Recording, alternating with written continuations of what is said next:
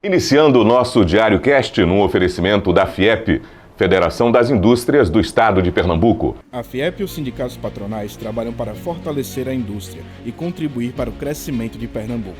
Com capacitação, suporte jurídico e incentivo à inovação e exportação, ajudamos a criar indústrias fortes, que transformam desafios em oportunidades e trazem desenvolvimento para todos. Eu vou pegar para ler o nome porque a gente fica no hábito de tratar só assim na coisa mais próxima, no apelido, no nome menor. Então eu vou dizer que estamos entrevistando hoje Luiz Eduardo de Queiroz Campos da Fonte Albuquerque.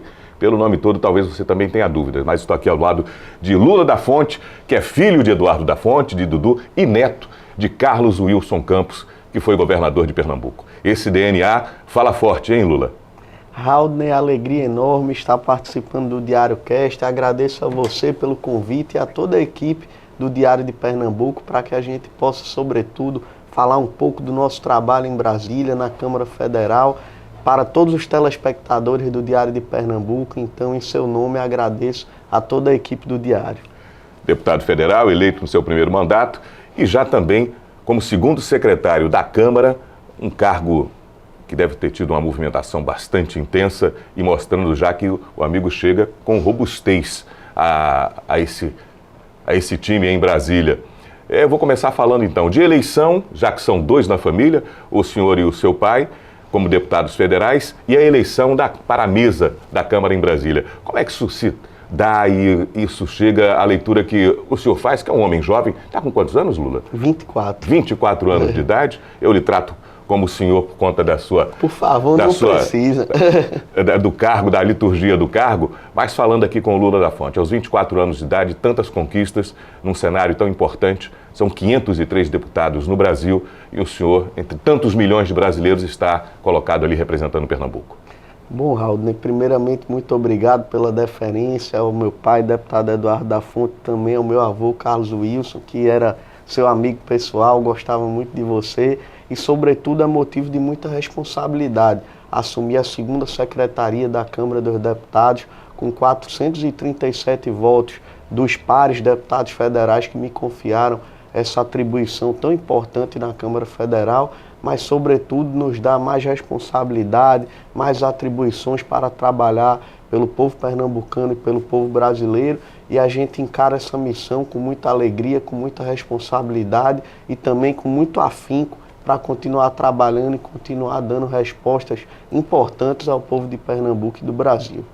A gente passa agora por um momento em que essa sopa de letrinhas, que são os nossos tantos partidos políticos no Brasil, alguns se misturam, são fusões, são federações criadas. A sua própria base hoje partidária passa por uma composição em que há uma federação. Você explica para a gente como é que fica esse cenário político agora no Brasil, que com certeza passa por uma instabilidade, mas que deve gerar um cenário diferente para as próximas eleições.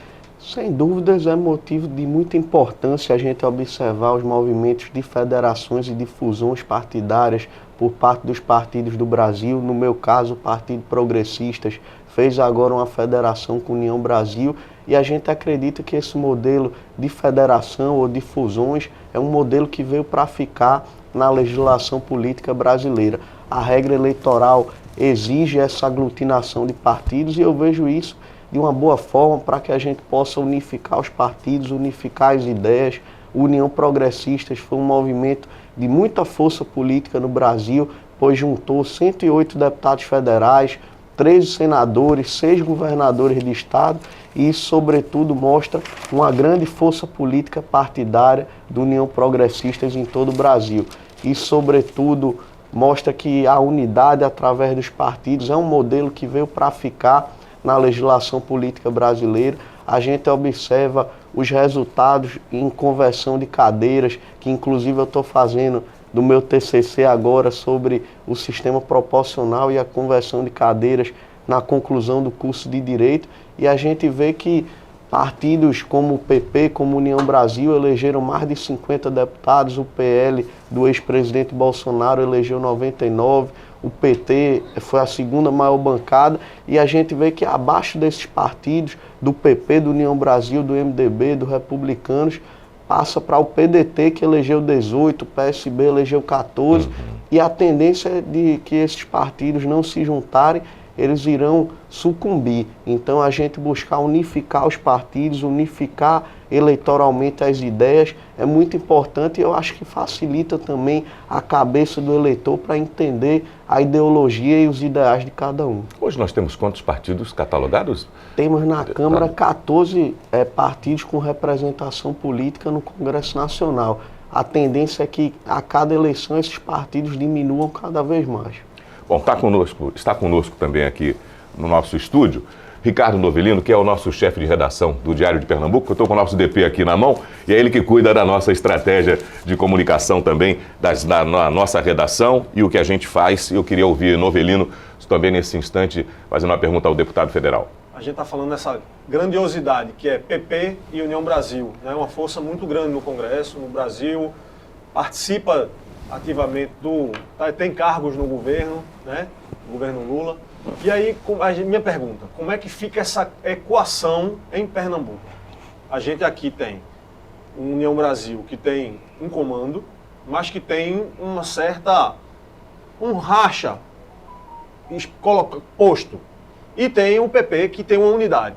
Quando junta um partido que tem uma força com vários deputados, com cargos no governo estadual, e um partido que tem uma liderança e tem cargos no governo da Prefeitura do Recife, que é oposição ao governo estadual. Como é que fica essa equação dessa junção, PP e União Brasil em Pernambuco? Bom, Ricardo, primeiramente lhe cumprimentar, agradecer também a você pelo convite, que comanda com muita competência a redação do Diário de Pernambuco. E sobre a federação aqui no estado de Pernambuco, a gente vê, Haldner, um movimento político de muita força. Como eu disse anteriormente, juntou 108 deputados federais, um tempo de televisão muito importante, não só em Pernambuco, mas em todo o Brasil. A federação aqui em Pernambuco, a nível de estado, o comando ficou com o deputado federal Eduardo da Fonte, e a gente conversando com o ex-prefeito de Petrolina, Miguel Coelho, que com certeza é um político competente, que tem todas as credenciais para disputar qualquer cargo que ele achar que ele pode pleitear na eleição de 2026, sem dúvida será olhado com muito carinho pela direção da Federação da União Progressista aqui no estado de Pernambuco. Mas a nossa prioridade é montar a maior chapa proporcional que Pernambuco já viu. Os dois partidos elegeriam juntos 8 deputados federais se estivessem federados na eleição passada, e a gente agora vê que o partido tem total credencial, a federação tem total credencial para eleger mais de 10 deputados federais, mais de 20 deputados estaduais, e isso passa por uma construção que irá ser construída por muitas mãos, tanto pelo deputado federal Eduardo da Fonte, quanto por Miguel Coelho, pela família Coelho, por todos os quadros políticos que a federação representa, o deputado federal Mendonça Filho, a deputada federal Clarissa Técio, tantos quadros do estado de Pernambuco que tem gabarito político, tem qualificação política, sobretudo, para a gente montar a maior chapa proporcional que Pernambuco já viu. Feito o dever de casa, a gente vai discutir a eleição de 2026, uma federação desse tamanho naturalmente tem divergências, tem discordâncias, mas isso faz parte, sobretudo, da democracia, e no momento oportuno, perto da convenção, a gente vai sentar na mesa, vai dialogar e vai buscar o melhor destino para Pernambuco. Então essa composição que a gente percebe agora ainda, Lula, com nomes expressivos, como o Miguel, que o senhor lembrou agora, o próprio Eduardo também da Fonte, que poderiam ter expressão suficiente para buscarem uma cadeira ao Senado, uma cadeira de senador por Pernambuco. Dois nomes que se colocam numa trajetória que também sendo construída e que apontam para esses caminhos. Fazer com que esses dois nomes cheguem até a convenção alinhados não deve ser fácil.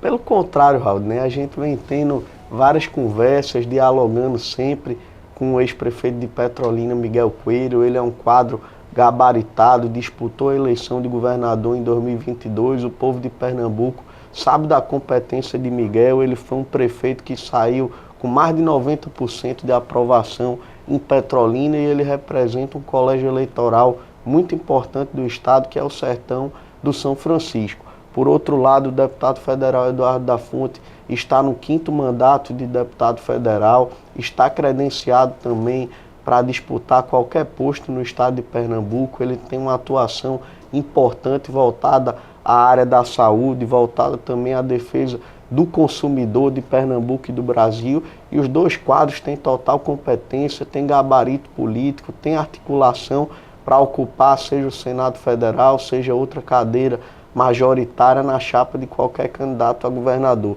Eu tenho certeza que todos os candidatos colocados querem ter Miguel Coelho e Eduardo da Fonte no palanque de cada um, porque são dois políticos que têm uma trajetória séria e ilibada, que com certeza são respeitados por todas as lideranças políticas do estado de Pernambuco e respeitados, sobretudo, pelo povo do estado de Pernambuco, e isso é muito importante. Se consolidando o quadro que hoje existe na colocação da candidatura, muito provável, de Raquel para a reeleição e provável também de João Campos saindo candidato ao governo do estado, deixando a prefeitura para se lançar candidato ao governo do estado. Qual a posição da frente do Partido Progressista? Como ficou o nome da? União Progressista. União Progressista. Ainda é novo, a gente ainda está se adaptando às coisas. Mas União Progressista, que tem na sua base hoje no Bojo, apoio para um e apoio para outro. Qual deve ser o encaminhamento disso? Veja, Raudney, naturalmente, tanto eu quanto o deputado federal Eduardo da Fonte, que é o presidente da federação no estado de Pernambuco, iremos defender a manutenção da federação no palanque da governadora Raquel Lira. Mas não será uma decisão que será tomada unilateralmente ou por mim ou pelo deputado Eduardo. A gente vai sentar na mesa no momento oportuno, buscar conversar com as lideranças, conversar com Miguel Coelho, que é uma liderança importante do estado de Pernambuco e que sua voz deve ser respeitada. Mas, novamente repetindo o que eu disse respondendo à pergunta de Ricardo, a prioridade da federação é montar uma chapa proporcional competitiva, que eu não tenho dúvida que irá eleger mais de 10 deputados federais e mais de 20 deputados estaduais. A gente está falando de um conjunto partidário que já elegeu na eleição passada 8 deputados federais e 13 deputados estaduais. Então isso representa uma força política muito forte no estado de Pernambuco. Então não tenho dúvida que qualquer governador irá querer ter a federação no palanque, mas tanto eu quanto o deputado Eduardo, a gente defende a manutenção da federação no palanque da governadora Raquel Lira, que vem fazendo um brilhante trabalho de reconstrução no estado de Pernambuco. Novelino. Deputado, o senhor está na mesa, o senhor chegou lá, mas já Pernambuco sempre se caracterizou por ser um estado com muita presença muito forte na mesa da Câmara dos Deputados, né? O deputado Inocêncio Oliveira passou anos e anos compondo a mesa, a gente teve grandes representantes sempre. E o senhor vai sentindo o clima, né? E essa semana, a gente teve mais um problema lá nessa investigação de uma fraude bilionária no INSS. Como é que está o clima? Como é que o senhor avalia hoje a situação em Brasília? Está fervendo mesmo? Vai sair CPI? Como é que o senhor traz esse panorama para a gente explicar para os nossos espectadores do podcast? Veja, Ricardo, primeiramente é uma alegria estar ocupando o cargo de segundo secretário na mesa diretora da Câmara. Inclusive, o ex-deputado Inocêncio Oliveira já foi segundo secretário, também meu avô Carlos Wilson já ocupou essa posição. E sobre a questão da CPI do INSS, eu vejo de forma que todo o acusado deve ter direito à ampla defesa e ao contraditório. E a gente vai buscar na Câmara elucidar esses fatos. Vejo a CPI de forma importante para que a gente possa investigar toda essa questão, e eu não tenho dúvida que, passado o processo investigativo, a gente vai poder tomar as medidas cabíveis de punição, ou evidentemente que, se elucidar algum engano na CPI, algum exagero, algum excesso, a gente vai estar buscando aparar isso. Mas eu vejo a CPI de forma importante, a gente tem que buscar investigar, buscar elucidar os fatos, mas que isso não seja a ordem do dia do Congresso Nacional, porque a gente tem pautas importantes, Rauden, a inflação, os juros a 14,25%, a gente tem 116 milhões de brasileiros em situação de insegurança alimentar, então a gente tem que buscar dar voz a esses problemas do país e não será só a CPI que irá pautar, sobretudo, a ordem do dia do Congresso Nacional, mas eu vejo isso de forma importante também. Deputado, rapidinho, se a gente caminha para uma CPI, provavelmente, tem 185 assinaturas na semana passada, e o assunto em Brasília ainda é a anistia para o 8 de janeiro, né? Isso preconizado e batido diariamente pelo ex-presidente Bolsonaro e pelos seus partidários do PL, que tem uma bancada grande também. Juntando CPI com anistia, como é que fica a Câmara para discutir uma coisa importante, como o senhor falou, que é juro alto, gasolina cara, comida mais cara na prateleira do cidadão? Como é que fica? Tem vaga para isso esse ano? A gente está em maio. A gente vai chegar até o fim do ano discutindo o que em Brasília? Veja, Ricardo, na minha opinião, essa questão do ocorrido nos atos do 8 de janeiro é um tema importante, mas eu acredito que, assim como eu, o povo brasileiro não aguenta mais essa discussão. A gente tem que vencer essa pauta, tem que passar para outras pautas importantes, porque toda vez que a gente liga o noticiário, na hora do almoço, de manhã cedo, a gente vê os noticiários falando dessa questão da anistia dos atos do 8 de janeiro. O povo brasileiro não aguenta mais, a gente tem que vencer essa discussão. Na minha visão, realmente, teve alguns excessos em relação à dosimetria da pena. A gente viu aquela questão da moça do batom que pichou a estátua. Na minha opinião, ela deveria responder por dano ao patrimônio público e não por uma tentativa de golpe. Ela foi condenada a 17 anos de prisão e, na minha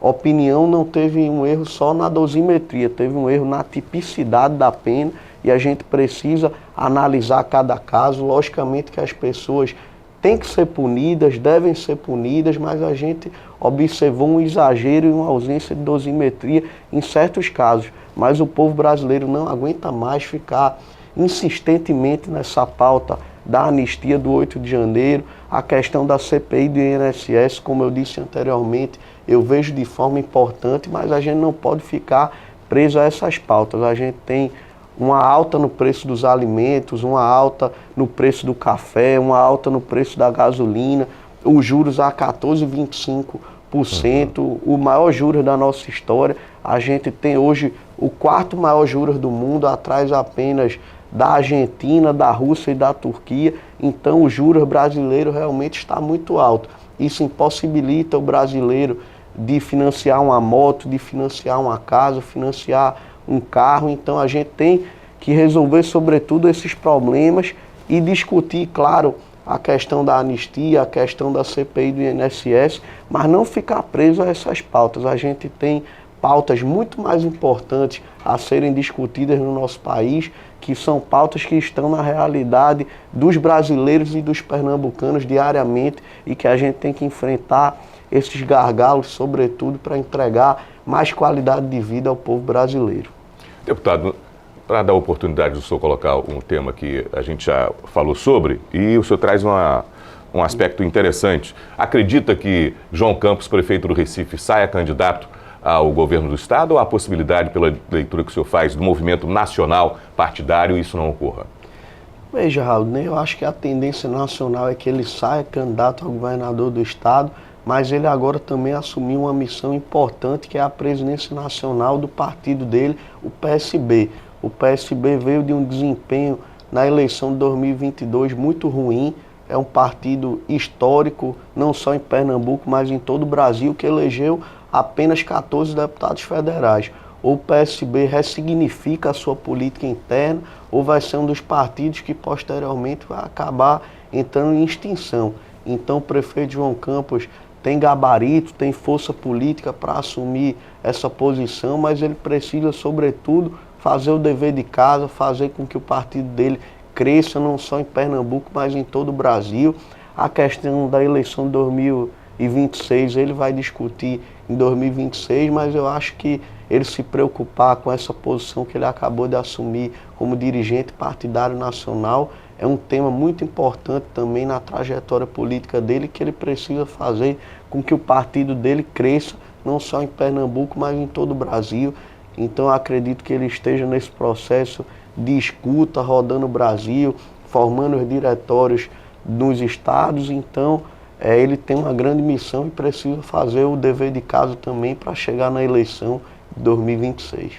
Interessante, a gente percebe o senhor como um estrategista observando as coisas. Mas é o que eu falei no início da nossa entrevista, esse DNA fala forte. Eu acredito que a sua visão macro sobre o que é um movimento político acontecendo, ela é bastante interessante e o senhor é bastante perspicaz nessas observações. No movimento dentro de Pernambuco, deputado, a gente vai ter naturalmente aqui algumas forças políticas que vão se encaixar e o cenário ainda em movimento. É como se a gente estivesse ainda com as nossas placas tectônicas de algumas forças fortes se alinhando ou se confrontando. Por exemplo, a gente tem aqui um movimento em que nós estamos... O que vai acontecer com um movimento para uma Marília Reis, talvez saia deputada federal, mas tem Maria Reis no grupo também. Teremos mais uma vez 2 deputados federais na mesma família, na mesma base partidária. Fernando Dueire, o nosso senador, que é do MDB, que passa por um momento também de uma crise interna. Aí a gente tem uma movimentação que talvez surjam coisas diferentes na linha do MDB hoje em Pernambuco. Como é que o senhor, olhando um pouco de fora, mas entendendo essa movimentação, percebe tudo isso? Veja, Raul, eu acho que todos devem fazer o dever de casa. A gente tem uma estrada até as eleições de 2026 e isso vai até a atuação político-parlamentar de cada um.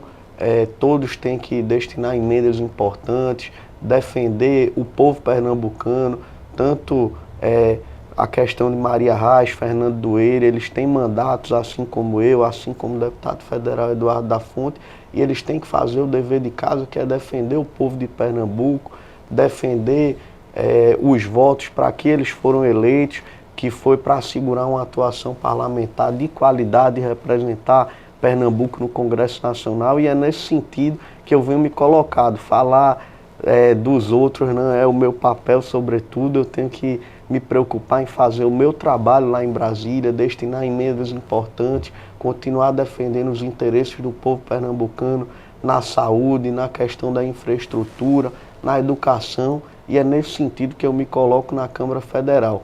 A atuação de cada um, quem vai julgar é o povo pernambucano em 2026, e a gente sabe que o povo é soberano, a nossa Constituição diz que o poder emana do povo, e até lá, eu e assim como os outros também, eu acredito, vamos procurar fazer o dever de casa, vamos procurar entregar o máximo possível para Pernambuco, para a gente chegar na eleição de 2026 credenciado não só politicamente, mas também credenciado com o povo, que esse é o nosso papel como representante popular em Brasília. O senhor tem dedicado grande parte do seu mandato com atenção à saúde. Esse é um aspecto que o senhor e o seu pai têm dedicado, têm feito emendas que foram importantíssimas, e a distribuição de recursos tem sido um diferencial na atuação dos senhores. É a pauta que está sempre em evidência. Na minha visão, esse é um tema crucial, Raul. Tem uma frase de Schopenhauer que eu gosto muito, que diz que a saúde não é tudo, mas sem ela todo o resto é nada. Então a gente valorizar a saúde dos pernambucanos, sobretudo, que é para isso que a gente foi eleito, é motivo de muita importância. Pude mandar várias emendas importantes para a saúde do nosso estado. Cito como exemplo uma emenda de R$1.800.000 para a restauração. A gente alocou agora, tanto eu quanto o deputado federal Eduardo da Fonte, uma emenda de mais de R$10 milhões para comprar um novo acelerador linear, que é uma máquina para pacientes de radioterapia no Hospital do Câncer. A gente observa que um paciente com câncer que sai lá do sertão do estado, de Araripina, por exemplo, pega um transporte público, muitas vezes sem ter o que comer, para fazer uma única sessão de radioterapia. Então a gente tem alocado os nossos recursos também para abrir um Hospital do Câncer no sertão do nosso estado. Isso vai ser fundamental para a gente descentralizar a saúde do estado de Pernambuco e a gente destinar os nossos recursos, a nossa atuação para a saúde do nosso estado é caráter muito importante. Eu fui o deputado federal pernambucano, segundo o levantamento do Estadão, que mais destinou recursos na saúde de todo o estado de Pernambuco, e o terceiro que mais destinou recursos na saúde de todos os 513 deputados do Brasil.